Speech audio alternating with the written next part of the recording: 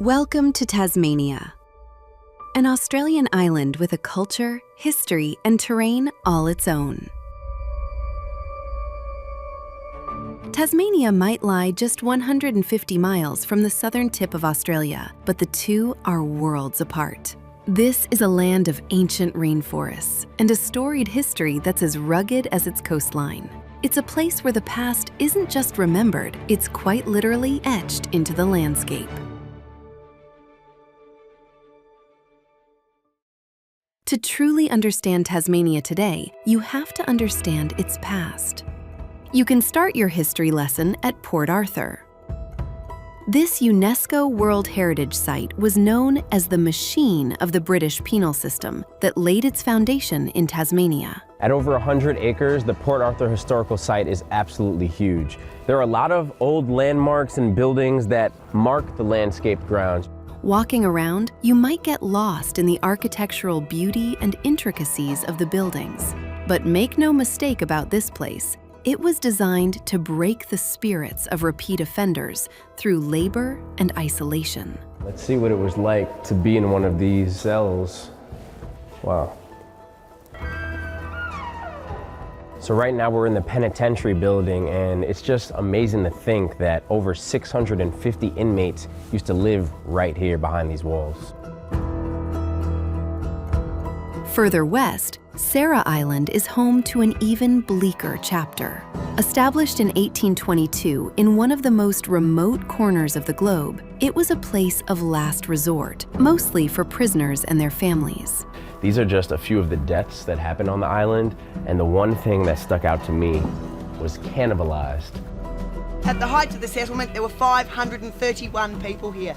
380 of those were convicts, 95 military, wives, civilians, and 27 children.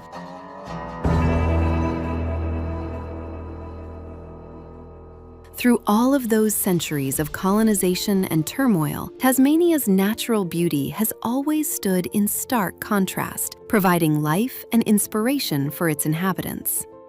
Cradle Mountain, rising 5,000 feet above the alpine moorlands, is at the heart of the island's wilderness and offers some of the best views around. So we're starting our hike up to Marion's Lookout, and I just want to take a moment to appreciate the different textures. We have Dove Lake over here, which is beautiful water, but when you look up, you could still see the snow-capped mountaintop. You have nice green and brown brush. This is going to be an amazing nature lookout. You can hike the Dove Lake circuit to get a taste of the natural terrain, but you'll have to climb a bit higher to reveal the true scale of the park. Woo! This hike is exhilarating. Congrats, guys. High five. I highly recommend climbing up to Marion's Lookout. This view is spectacular perfection.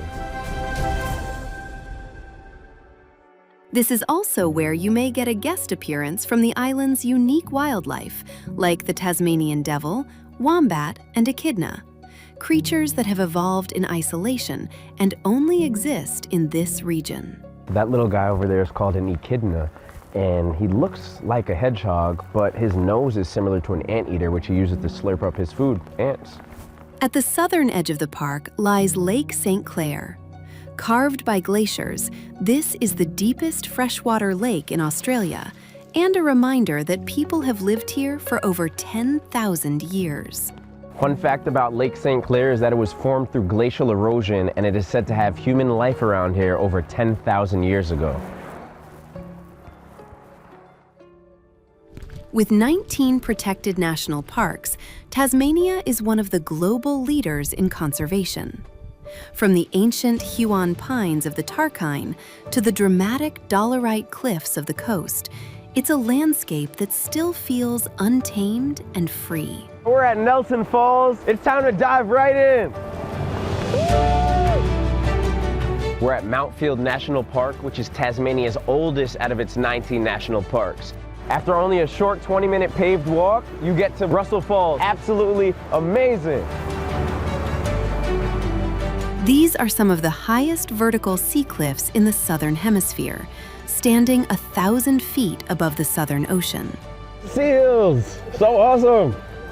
Oh, that's a big one, wow. Right now we're under Tasman's Arch, which is named after the explorer Tasman, who claimed to discover this wondrous place. Tasmanian culture is deeply tied to its soil and sea. So when it comes to food, farm to table isn't just a trend, it's a way of life, fueled by the cold, nutrient-rich waters and fertile earth. My personal favorite seafood, the oysters. Some of the best oysters I've ever had. Wow. All right, we're here at the Bruny Island Cheese Company. So our head cheesemaker is telling us exactly how they craft their cheeses from sustainable cows and goat's milk. So this cheese has been wrapped in grapevine leaves that have been soaked in Pinot Noir. Oh yeah. If you don't like it, just send it to me. This is beer, 7.2%. School. Tasmania is not for the weak. From its haunting history to its dense, unexplored backcountry, it's a place that will welcome you in, as long as you take the time to understand and respect it. If you're up for an adventure, Tasmania is worth a stop to see what makes it one of the last wild places in the world.